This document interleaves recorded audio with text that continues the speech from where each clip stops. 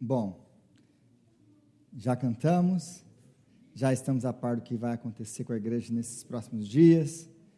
Agora eu convido você a abrir a Bíblia comigo, a palavra de Deus, em Atos capítulo 1. Atos dos Apóstolos, capítulo 1. Hoje nós começamos uma nova série de mensagens no livro de Atos. O que eu vou tentar fazer, assim como o livro de Mateus, Lucas, Atos, são livros enormes, né, para a gente cobrir.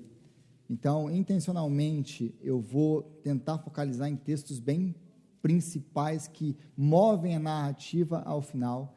Então, para eu tentar andar um pouquinho mais rápido, para que a série não se estenda por muito tempo, porque Atos eu posso pregar em Atos 3 anos brincando. Então, para que a gente consiga fazer isso de uma maneira mais reduzida, a minha cabeça é, se eu conseguir fazer uma mensagem por capítulo, e é lógico que eu não consigo cobrir um capítulo inteiro num dia, é impossível.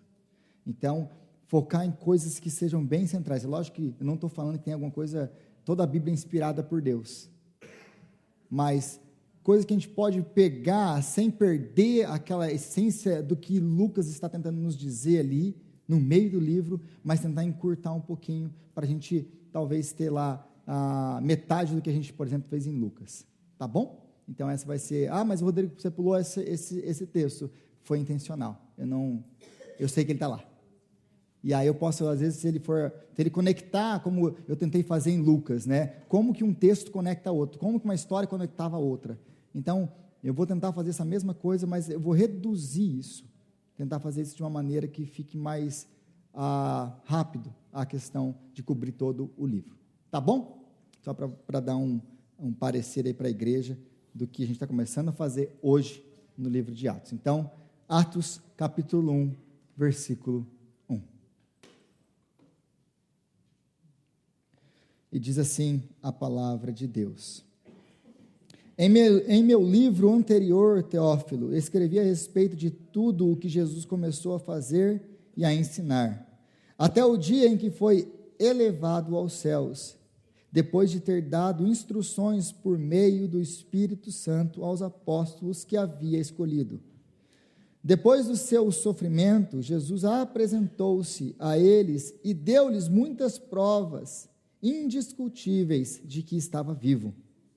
Apareceu-lhes por um período de 40 dias, falando-lhes acerca do reino de Deus. A certa ocasião, enquanto comiam com eles, deu-lhes esta ordem: não saiam de Jerusalém, mas esperem pela promessa de meu Pai, da qual lhes falei. Pois João batizou com água, mas dentro de poucos dias vocês serão batizados com o Espírito Santo. Então os que estavam reunidos lhes perguntaram: Senhor, é neste tempo que vais restaurar o reino a Israel? Ele lhes respondeu: não lhes compete saber os tempos ou as datas que o Pai estabeleceu pela sua própria autoridade, mas receberão poder quando o Espírito Santo descer sobre vocês, e serão minhas testemunhas em Jerusalém, em toda a Judéia e Samaria, e até os confins da terra. Tendo dito isto, foi elevado às alturas enquanto eles olhavam, e uma nuvem o encobriu da vista deles. E eles ficaram com os olhos fixos no céu, enquanto ele subia. De repente, surgiram diante deles 2 homens vestidos de branco, que lhes disseram: Galileus, por que vocês estão olhando para o céu?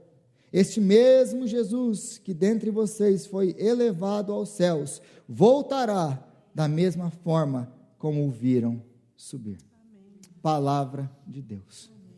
Senhor, nós te clamamos agora que o Senhor venha nos iluminar o entendimento, para que nós possamos, ó Pai, entender a sua palavra. Quanto a mim, Senhor, quem sou eu, Pai, para abrir a boca e falar de coisas tão grandiosas como essa? Mas eu te louvo, ó Deus, porque o Senhor nos escolheu vasos como a mim, para proclamar verdades eternas como essa. Então, apesar de mim, ó Pai, eu oro a Ti que o Senhor venha agora falar com o Teu povo, que o Teu nome venha a ser glorificado, que o nome de Cristo venha a ser exaltado, e que o Teu povo venha a ser alimentado, para a glória do Teu nome. É o que nós oramos em nome de Jesus. Amém. Amém. Então, nós começamos hoje no livro de Atos, e nós entramos aí, então, no versículo 1, no primeiro versículo aí, e aí no primeiro versículo nós já temos uma conexão com o livro anterior de Lucas. Por quê? Porque esse livro foi escrito, assim como o Evangelho de Lucas foi escrito por Lucas, o médico Lucas, companheiro do apóstolo Paulo. Agora, o livro de Atos também é escrito por Lucas. E nós temos uma infelicidade aí na Bíblia que o livro de João está no meio dele, separando um do outro. E a gente tem a tendência de pensar que um é um jeito, que um foi um autor e o outro é outro autor. Mas tanto um quanto o outro foram escritos para serem lidos juntos e para serem como se fosse, um vai ser um volume, o outro vai ser o segundo volume de uma mesma história. Então, nunca foi a intenção de Lucas separar os dois, mas nós, infelizmente, temos essa separação que João separa. Contudo, tanto Lucas, o Evangelho de Lucas, que nós cobrimos o ano passado, quanto o livro de Atos foram escritos pela mesma pessoa.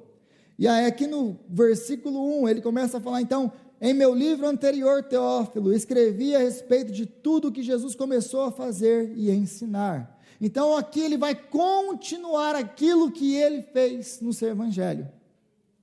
Ele não acabou com a história de Jesus. A história de Jesus vai continuar. E hoje nós temos o nosso tópico para hoje, nós vamos falar sobre a ascensão de Jesus Cristo. Porque a ascensão de Jesus Cristo ela é tão importante quanto o seu nascimento, quanto o seu ministério, quanto a sua morte e a sua ressurreição. E muitas vezes nós como que ignoramos, isso aqui, o capítulo 1, ou a ascensão de Jesus Cristo, que é comemorado 40 dias depois da Páscoa, é uma coisa que a gente, legal, teve a Páscoa, a gente comemora a Páscoa, a gente se lembra da Páscoa, né, se lembra do nascimento, do Natal, mas a ascensão é tão importante quanto a Páscoa, o nascimento. Então nós precisamos entender o que é a ascensão de Cristo, porque quando nós entendemos, sem a ascensão de Jesus, sem esse episódio que Lucas nos narra aqui, nós ficamos meio que, se não existisse esse episódio, se não existisse a ascensão, tudo que Jesus fez, ou tudo que ele veio fazer, não teria significado. Porque se Jesus tivesse sido ressuscitado, por exemplo, como Lázaro, que foi ressuscitado, e morreu de novo, Jesus ressuscitou dos mortos, e tivesse continuado aqui, nada mudava. Mas a ascensão muda tudo, muda toda a história, e é por isso que nós precisamos olhar para a ascensão de Jesus. Então, mais uma vez, no versículo 1 e 2, aí, ele nos relata, Lucas nos relata, tudo aquilo que Jesus começou a fazer. Então, o livro de Atos, mais uma vez, não é alguma coisa paralela que Lucas escreve depois. Olha, acabou o papel nesse rolo aqui, eu preciso de um outro, vou começar outro livro. Então, ele continua a escrever. Ele vai agora escrever no livro de Atos tudo aquilo que Jesus fez através da sua igreja. Porque no primeiro livro, no seu evangelho, então Lucas ele vai nos mostrar e vai deixar claro como que Jesus agiu, o que ele fez no seu ministério, a vida de Jesus, tudo que ele fez enquanto ele estava no seu ministério terreno, tudo que ele alcançou por nós. Agora, no livro de Atos muda um pouco. Agora, no livro de Atos, nós vamos ver tudo aquilo que Jesus vai fazer através da sua igreja. Jesus vai fazer através da sua igreja ainda hoje, porque o livro de Atos nunca acabou. O livro de Atos continua vivo até o dia que o Senhor Jesus voltar para estar conosco para sempre. Porque o Jesus ainda continua trabalhando em nós e através de nós. Ele continua trabalhando na sua igreja e através da sua igreja. E aí disso que eu quero falar um pouquinho, esse final de tarde. Cada época de ano aqui, a gente tem que falar um diferente, né? Chega aqui à noite, 4 horas da tarde está noite. Agora nós estamos no verão, no final da tarde, porque ainda está dia. Mas no versículo 3 diz assim que, depois do seu sofrimento, Jesus apresentou-se a eles e deu-lhes muitas provas indiscutíveis de que estava vivo. Então nós precisamos entender alguma coisa aqui que Lucas já nos diz no versículo 3.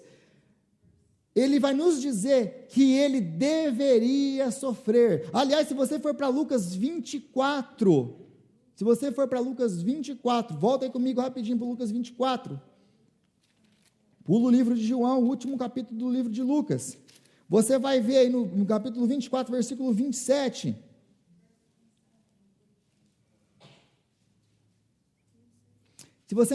Eu não vou ler toda a passagem, mas começando do versículo 25, diz assim: ele, que é Jesus, lhes disse: como vocês custam a entender e como demoram a crer em tudo que os profetas falaram.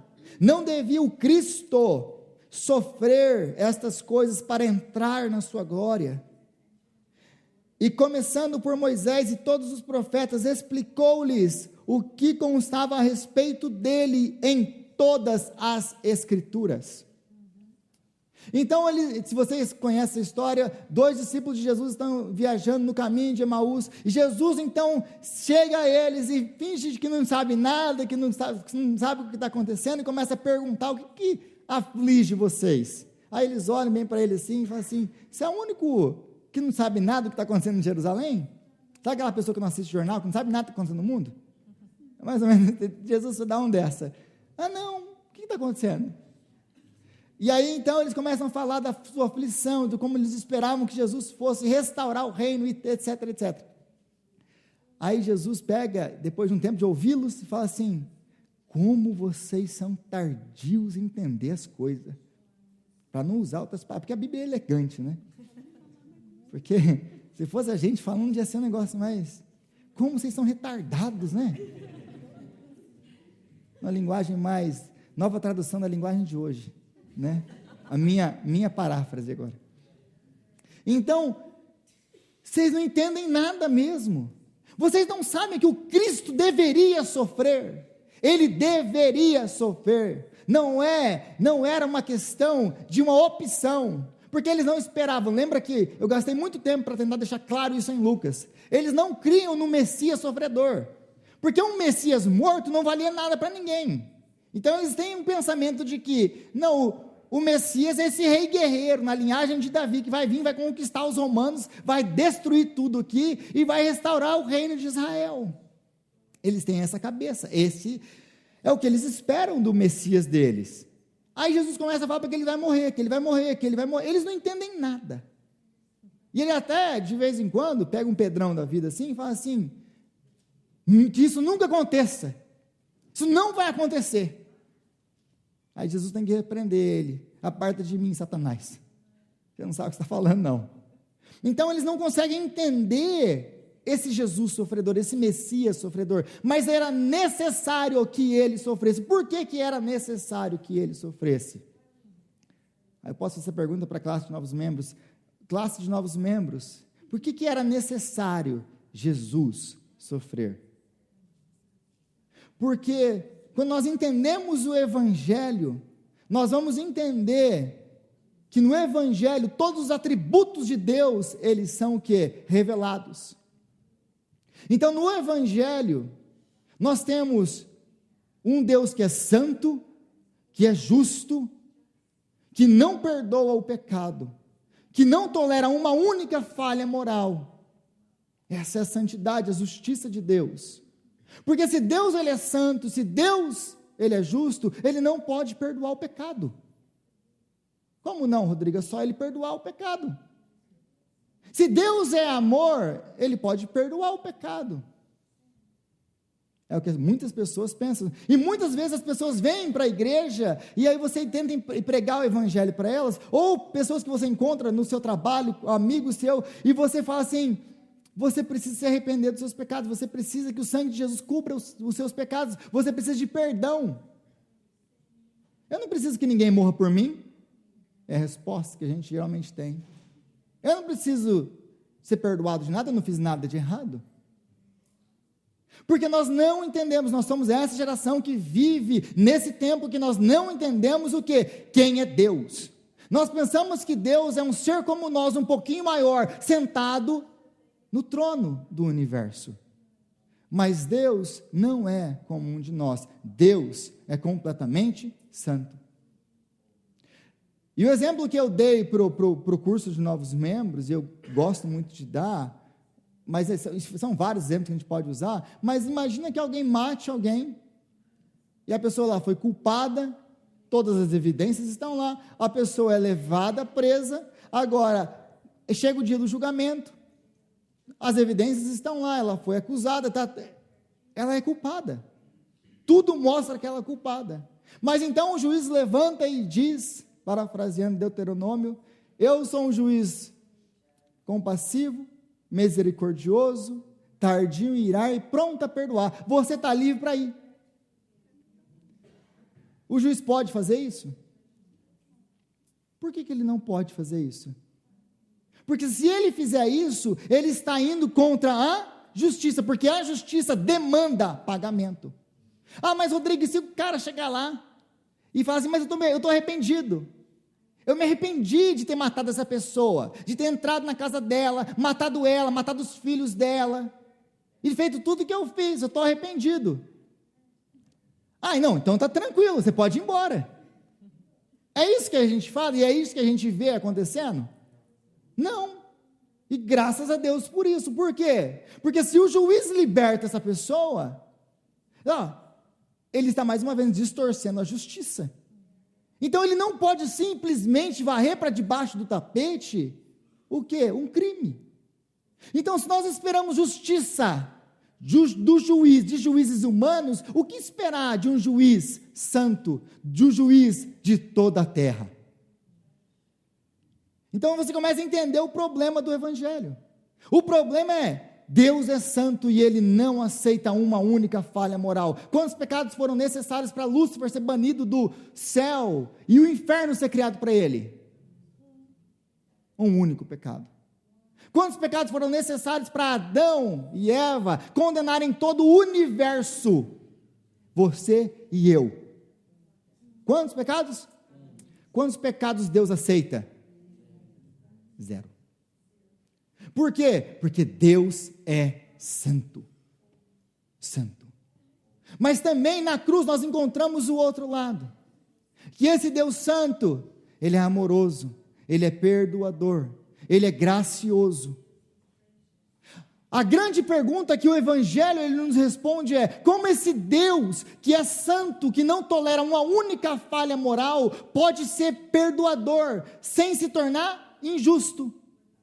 Essa é a resposta e essa é a pergunta que toda a Bíblia está nos respondendo.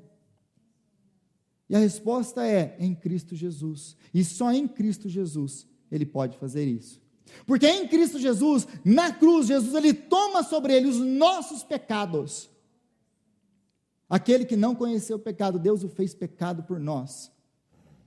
Então Ele recebe os nossos pecados e agradou a Deus moê-lo e fazê-lo sofrer. Isaías capítulo 53, versículo 10. Agradou a Deus moê-lo e fazê-lo sofrer. Por quê? Porque Ele carregava as nossas iniquidades.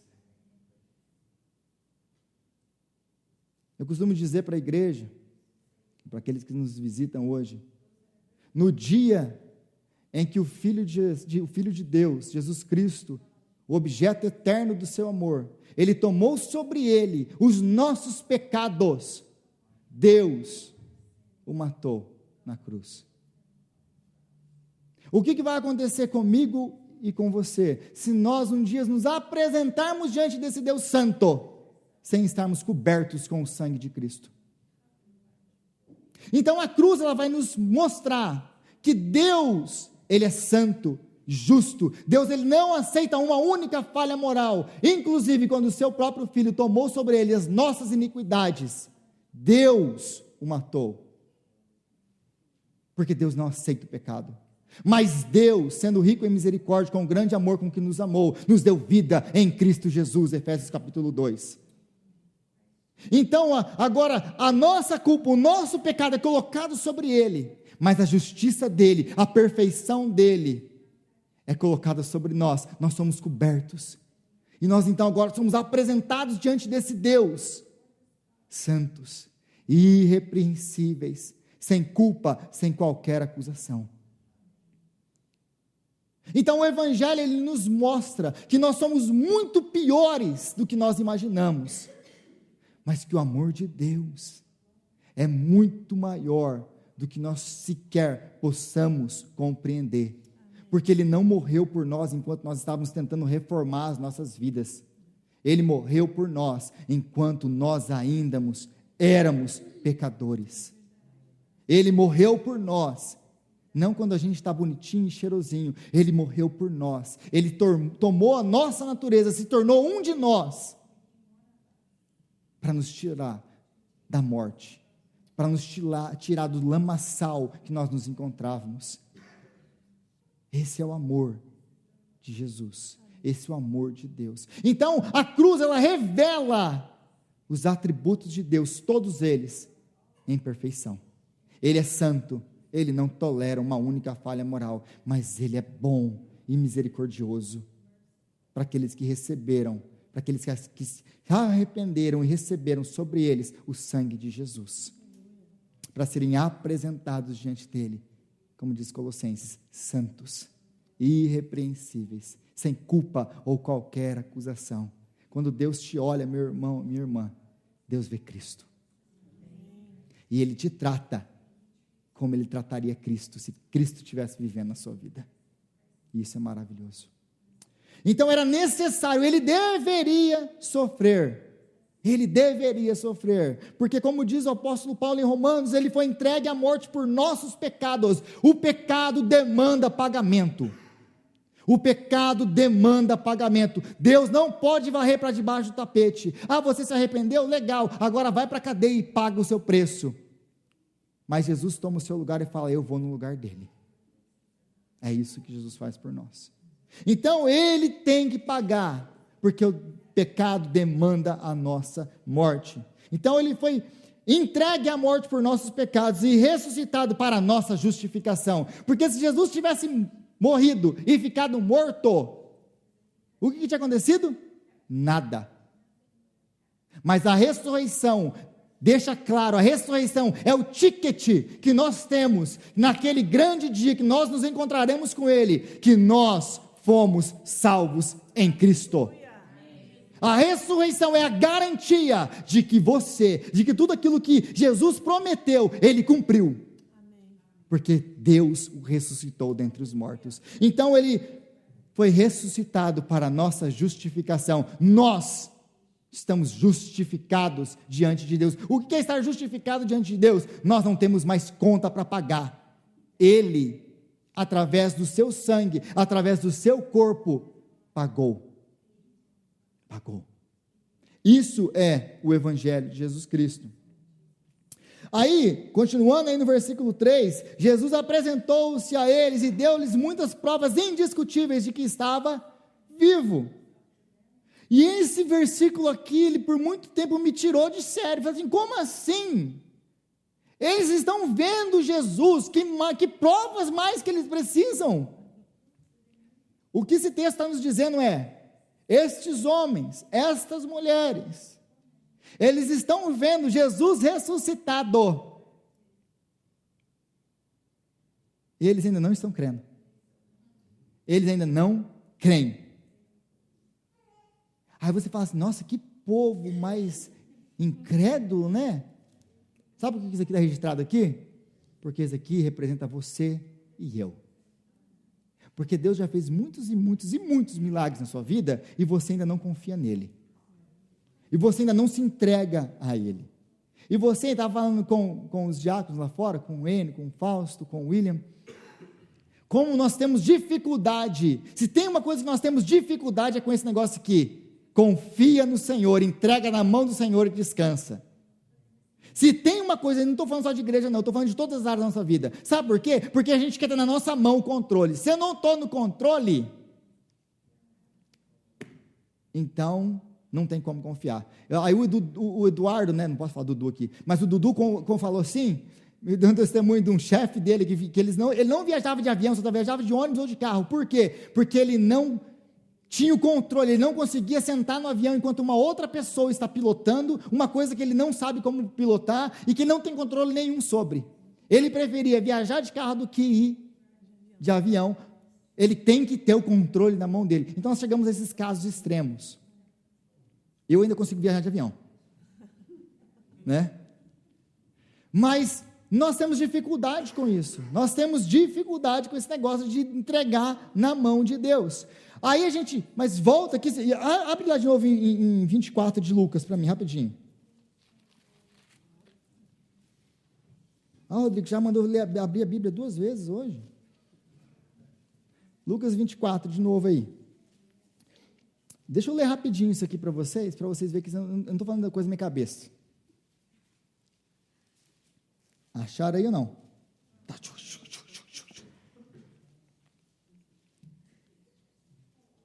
Versículo 36, 24, 36. Enquanto falava sobre isso, o próprio Jesus apresentou-se entre eles e lhes disse: paz seja com vocês. Paz seja com vocês. Ou seja, agora Jesus tem um corpo diferente do nosso. Jesus tem um corpo que não está mais sujeito a tempo, a espaço. Ele só apareceu no meio deles. E falou assim: paz seja com vocês. Se Jesus faz isso na reunião de oração, eu acho que alguns nossos irmãos passam mal ali e talvez seja irreversível a parada no coração. Eles ficaram assustados, imagina, e com medo, pensando que estavam vendo um espírito, em outras traduções um fantasma.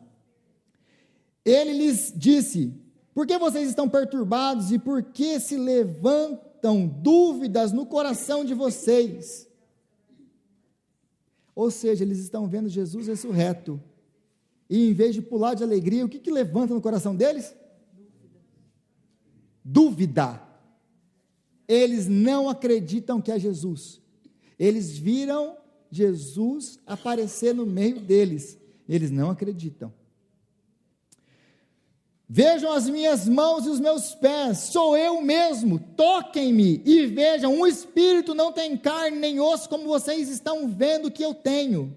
Tendo dito isso, mostrou-lhe as mãos e os pés. E porque não creram ainda, você está lendo a mesma Bíblia que eu? E porque não creram ainda, depois de verem Jesus, falarem com Jesus, tocarem em Jesus, por não crerem ainda, tão cheios estavam de alegria e de espanto, que lhes perguntou: vocês têm aqui algo de comer? Me traz alguma coisa para comer, para vocês poderem ver que sou eu. É isso que Lucas está falando no versículo 3 aqui, que ele tinha que provar. Ele provou durante 40 dias que ele era Jesus. Você acha que você tem um problema de fé? Eles estão vendo Jesus ressurreto, e eles não acreditam. Jesus tem que provar com muitas provas, como diz Lucas para nós aqui em Atos, por muitas provas que ele é ele mesmo. Da identidade. Não, mas não está batendo com a foto. Mas eu mudei um pouco depois da ressurreição. Mas não está batendo com a foto. Então eles ficam nesse negócio, eles não acreditam que é ele. Então o nosso problema é tão radical, que sabe quando nós cremos? E se você voltar para a história do caminho de Emaús, e continuar lendo lá, você vai ver assim: e então os seus olhos foram abertos para que eles pudessem ver.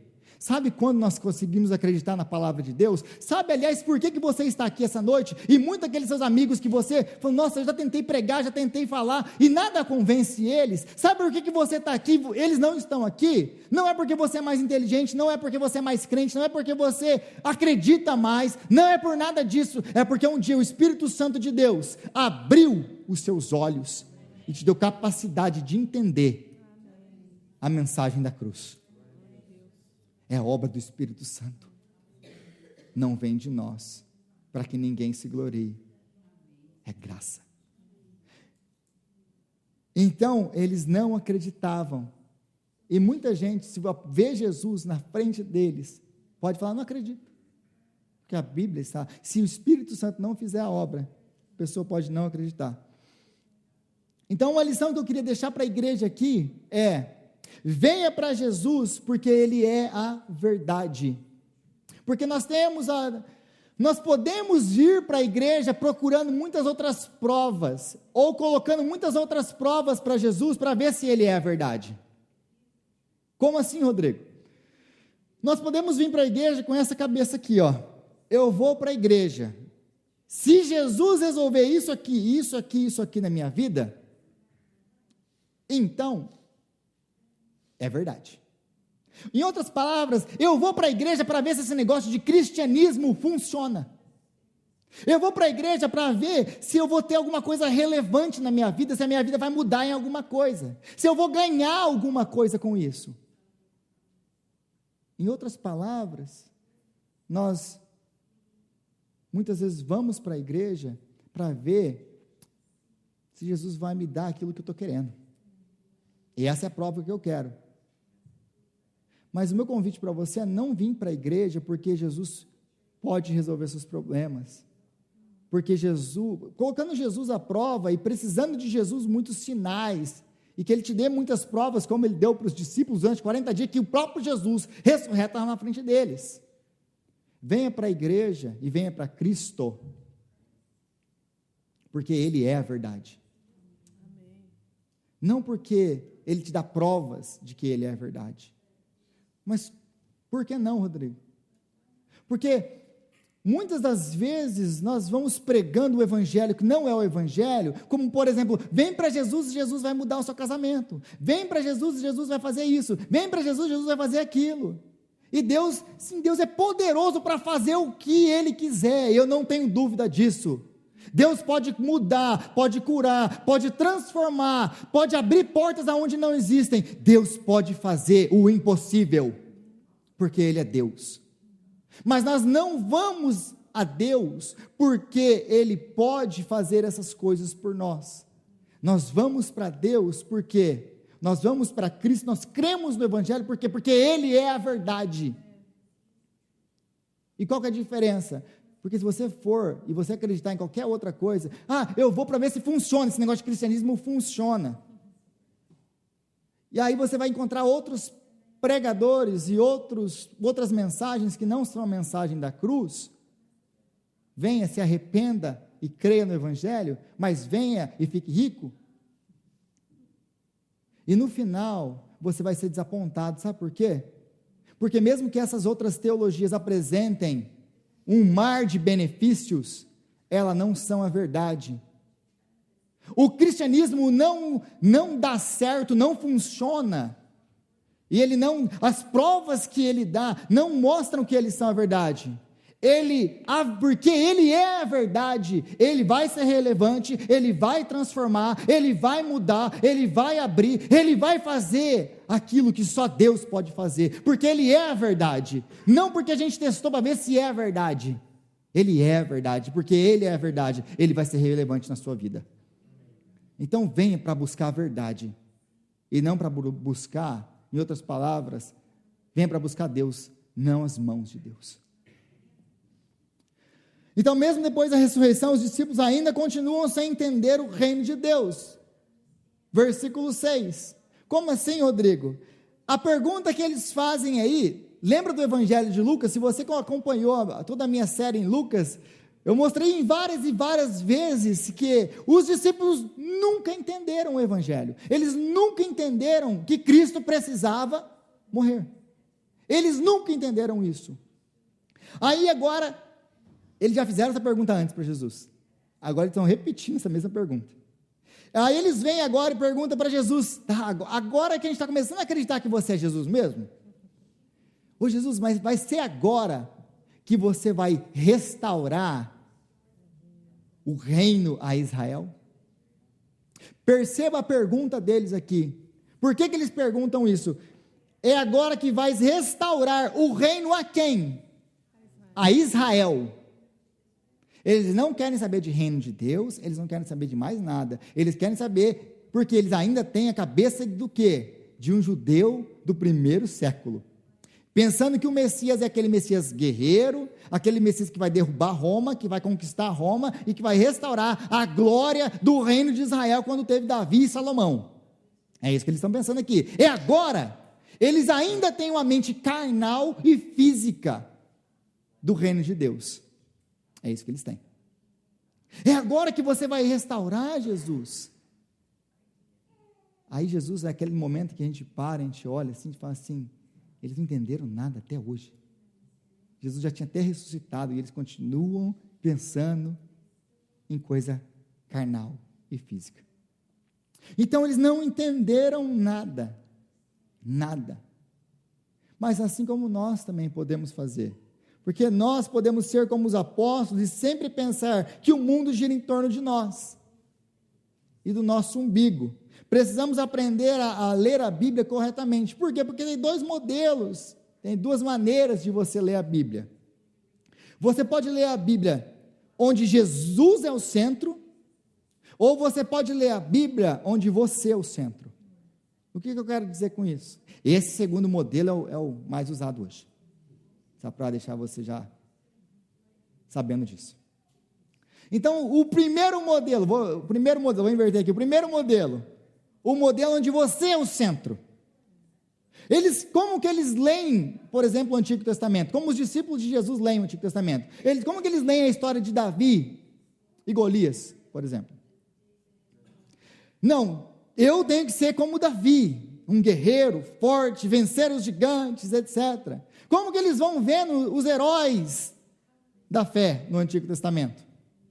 Eu tenho que ser como eles, eu tenho que imitar a sua vida, a sua conduta, para que eu tenha o favor de Deus.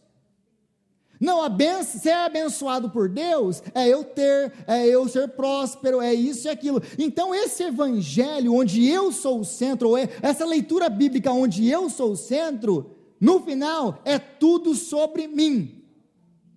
É tudo sobre mim, não é tudo sobre você, é tudo sobre mim. Então eu vou lendo as escrituras voltado para mim mesmo. Então é por isso que essa pergunta que os discípulos fazem aqui, eles fazem dessa maneira: é agora que o Senhor vai restaurar o reino a Israel? Ou seja, porque me afeta diretamente. Porque, aliás, eles estão brigando um pouquinho antes disso aqui, para saber quem que é o maior no reino, quem que vai sentar do lado direito, quem que vai sentar do lado esquerdo. Ou seja, eles ainda têm isso na cabeça. Quem que vai ser o primeiro-ministro? Quem que vai ser o ministro, sei lá do quê? Eles estão com isso na cabeça. Como que esse evangelho aí, Jesus, vai me afetar? Qual benefícios que eu vou ter para mim? Eles ainda têm essa cabeça. Eu estou falando dos apóstolos de Jesus. Se ele escolher os apóstolos assim, aí você olha para a igreja e fala, se eu sou Jesus, eu falo assim, deixa quieto, eu vou fazer o mesmo. Porque se eu enviar isso aqui não vai dar certo. Tinha tudo para dar errado. No dia que Jesus escolheu os apóstolos, tinha tudo para dar errado. No dia que Deus me escolheu, tinha tudo para dar errado. No dia que Deus te escolheu, tinha tudo para dar errado. E ainda assim, Ele não se envergonha de nos chamar irmãos.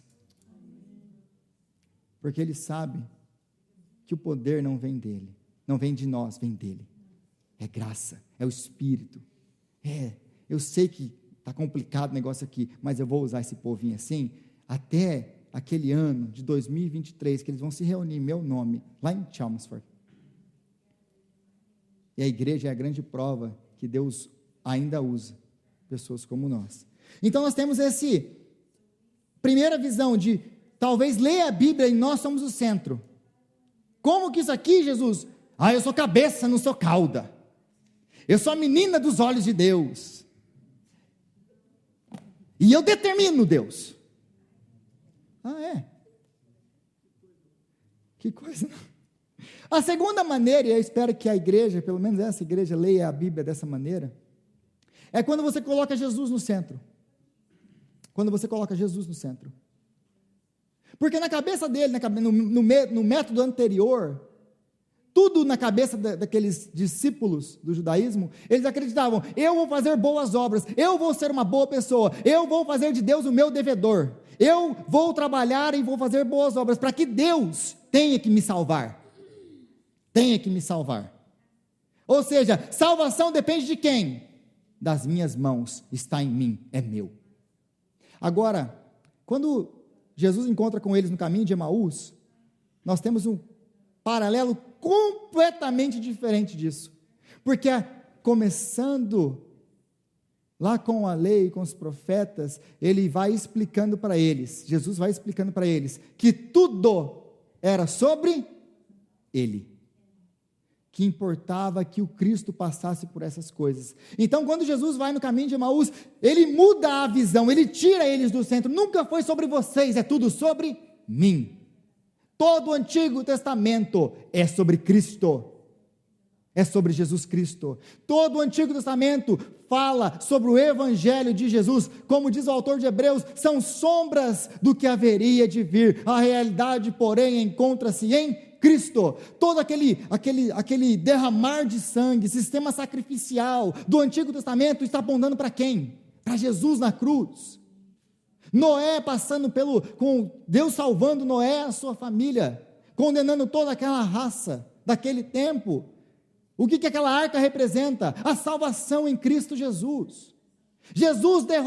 Davi derrotando Golias, representa o quê? Jesus, porque ele é o filho de Davi, derrotando o grande inimigo das nossas almas, a morte, derrotando Satanás, com apenas uma pedra. Tudo é sobre ele. Se você não está lendo a Bíblia com essa visão, onde ele é o centro e não você precisa voltar e reler a Bíblia, porque ele é o centro. Então, quando a gente lê a Bíblia com Jesus no centro, o que é bênção para nós? Porque bênção para aquela pessoa que lê Jesus no centro, que não lê com Jesus no centro, que lê com ela no centro, bênção é o quê? Bênção é prosperidade material, financeira, é ter o carro, a casa, mandar dinheiro para o Brasil, comprar minhas vacas. Estou mentindo? É ter muita casa de aluguel. Eu não estou falando que isso é errado. Se você quer comprar suas vacas, você compra.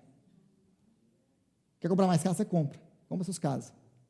O problema é se você confundir isso com bênção, porque bênção é o seguinte: bênção é Deus ter te amado apesar de quem você é, e ter enviado o seu filho para morrer por você, mesmo que você não tenha nada, porque o amor de Deus na sua e na minha vida não é provado pelo fato de você ter uma casa, um carro, ou você ter saúde, ou você ter lá, sei lá o que você tenha.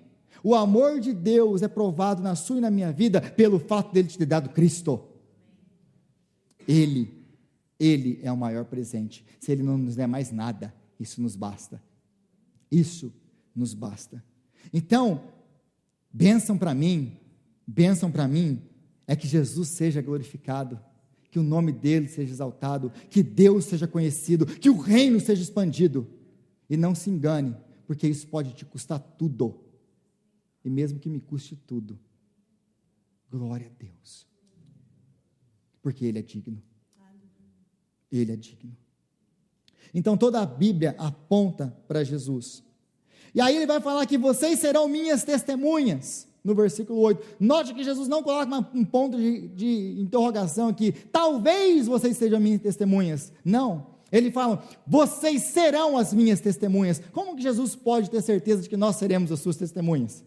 Como que ele pode ter certeza que esse povo, que precisou de 40 dias, assim com 40 dias não acreditava que ele tinha ressuscitado ainda, como que esse Jesus consegue entender que esse povo vai ser testemunha dele? Porque ele tinha uma certeza, o poder não estava neles, o poder vinha dele. É por isso que ele fala, vocês ficam aí em Jerusalém, até que dos céus desça sobre vocês poder, porque vocês não vão chegar nem fora de Jerusalém com o poder de vocês, nem da cidade vocês conseguem sair. Aliás, vocês não conseguem nem entender o Evangelho pelo poder de vocês. Então era necessário que Jesus ascendesse ao céu para continuar a sua missão através da sua igreja. Isso aqui é muito importante. Isso aqui é muito importante. Era necessário, então, quais as implicações da ascensão?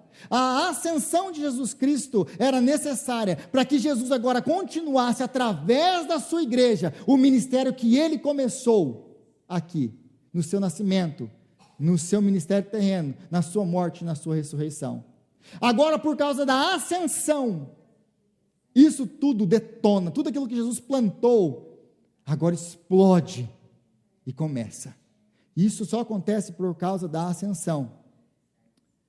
E aí, nós vemos no versículo 11, quando nós temos os anjos basicamente dando um chacoalhão nos discípulos.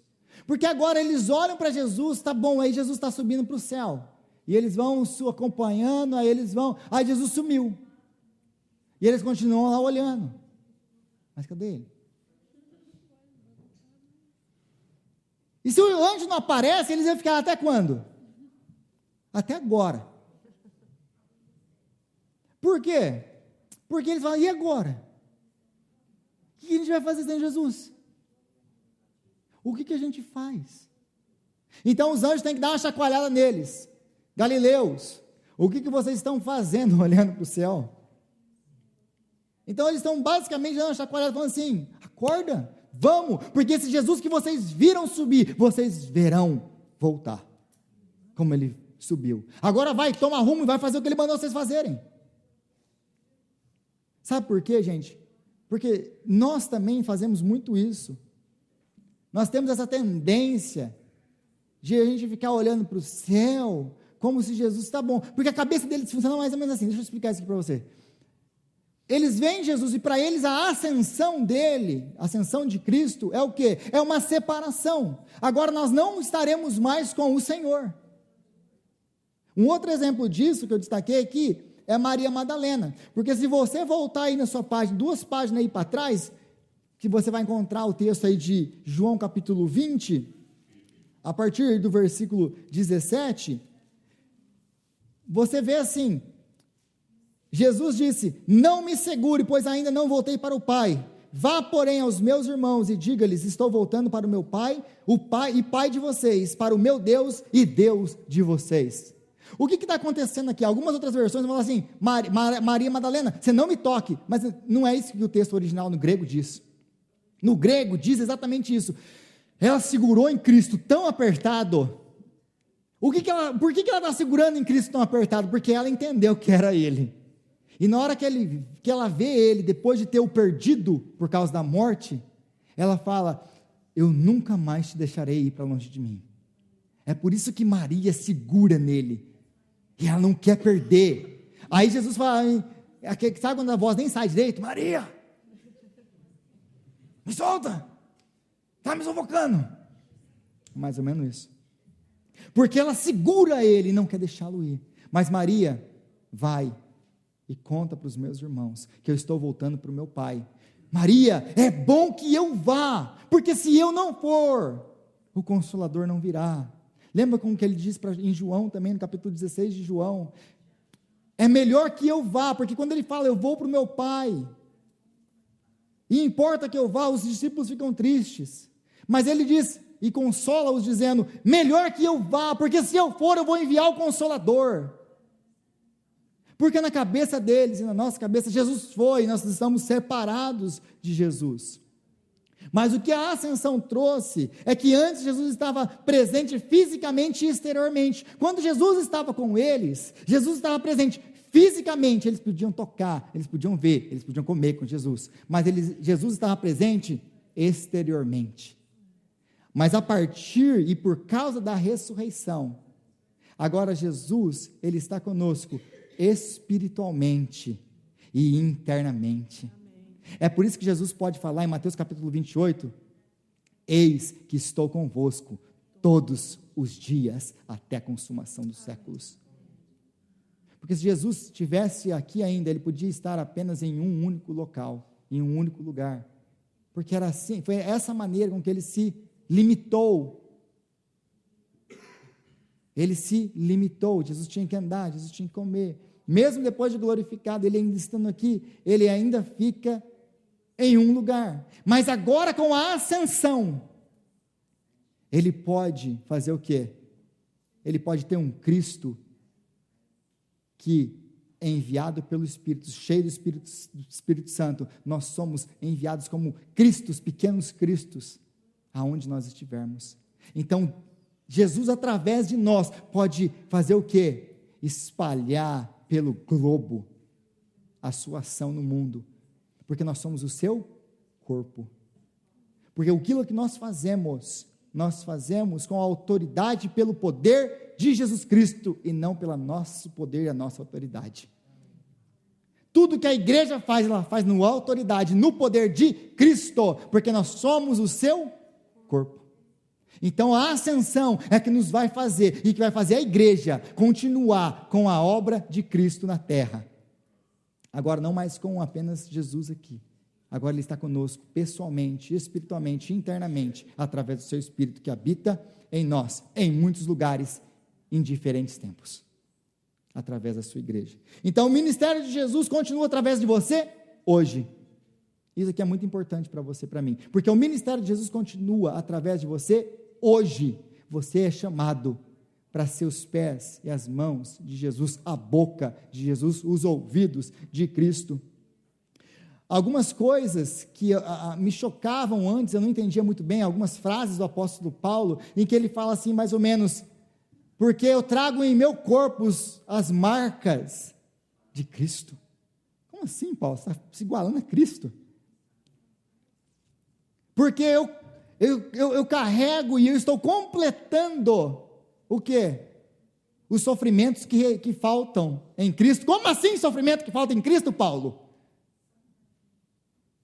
Aí vai ter muita gente que vai chamar ele de herege, que não vai entender o que ele está falando, mas ele entendeu uma coisa, é isso que eu estou tentando explicar aqui, ele entendeu que nós somos o seu corpo, e tudo que acontece conosco, acontece com Cristo, porque nós somos seus representantes, nós somos mais uma vez, a sua boca e as suas mãos. Então a ascensão significa que nós somos a maneira pela qual Jesus e seu ministério, exerce o seu ministério no mundo hoje. A ascensão é a maneira pela qual Jesus exerce o seu ministério no mundo hoje. Jesus usa você, e você é uma bênção no reino. Então Jesus ascende ao trono do universo, de onde governa absolutamente tudo. E essa palavra ascender é diferente de acender o fósforo, tá, gente? Mas acender, Jesus ascende ao trono, como assim? Ele coloca fogo no trono? Não, Jesus ascende, essa é uma palavra técnica para subir de um grau, ou para ser elevado a uma posição de autoridade. Mas para você ascender ao trono, você tem que ter autoridade para fazer isso. Porque, por exemplo, você vai lá na Inglaterra, você vai lá e senta no trono do rei da Inglaterra, você é rei. Qualquer pessoa pode assentar num trono, pode? Muda alguma coisa? Agora, uma pessoa que é o rei pode ascender ao trono, porque ele tem autoridade.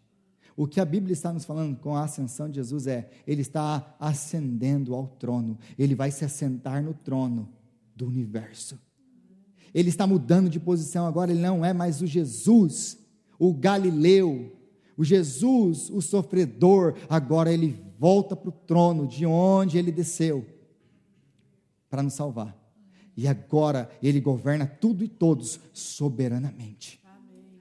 Soberanamente. E é muito importante a gente entender uma coisa, como por exemplo na Inglaterra, por exemplo, eles têm um rei, mas o rei não tem aquele poder e aquela autoridade, porque o Senado tem. Contudo, numa monarquia, numa real monarquia, nesse tempo e o que Jesus governa, ele é o grande monarca e ele também é o grande juiz. Ele é o grande juiz. E aí, concluindo, esse mesmo Jesus que dentre vocês foi levado aos céus, voltará da mesma forma com que vocês viram subir. E Jesus, no capítulo 11 de 1 Coríntios, Paulo relata, ele nos reporta e institui a ceia do Senhor. Porque ele diz que nós deveremos comer dessa ceia, partilhar desse pão, tomar desse cálice, anunciando a sua morte, anunciando a nossa aliança com ele, mas anunciando alguma coisa que a Carla já nos falou, que ele voltará. Porque esse Jesus que os discípulos e os apóstolos viram subir, nós veremos descer. Amém. porque Ele prometeu, e tudo que Ele prometeu, Ele cumpriu. Amém? Eu queria convidar Eduardo e William para cá, para a gente poder celebrar a nossa ceia. Eu queria chamar o Ministério de Louvor para cá.